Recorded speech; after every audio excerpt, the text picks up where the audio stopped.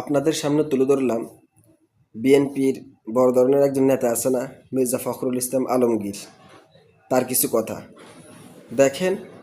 সে জুলাই আন্দোলনের আগে একটা বক্তব্য দিয়েছিল যে আমরা এই আন্দোলনের সাথে সরাসরি জড়িত নয়, আওয়ামী লীগের ভয়ে এই ঘোষণাটা দিয়েছিল। এখন আবার 13 তারিখের ভয়ে সে আবার বলতেছে যে আমরা যত মামলা আছে আওয়ামী লীগের বিরুদ্ধে সব মামলা তুলে নিব। দেখেন, পরবর্তীতে যখন আওয়ামী লীগ পালিয়ে যাবে তখন আবার বড় ধরনের কথা বলবে। তখন আবার তাদের দলীয় নেতাগুলা, তাদের কর্মীগুলা দেশের মধ্যে উচ্ছৃঙ্খল করবে যে আমরা আওয়ামী লীগ তাড়াইছি। বেটারা বড় বড় কথা কইব। দেখেন, 2টা ভিডিও দিয়ে গেলাম, 2টা ভিডিও দেখে যাবেন। কিন্তু আমরা খুব দায়িত্ব কণ্ঠে বলতে চাই যে এই আন্দোলনের সঙ্গে শিক্ষার্থীরা সরাসরি জড়িত। আমরা এই আন্দোলনের সঙ্গে কখনোই সরাসরি জড়িত নই।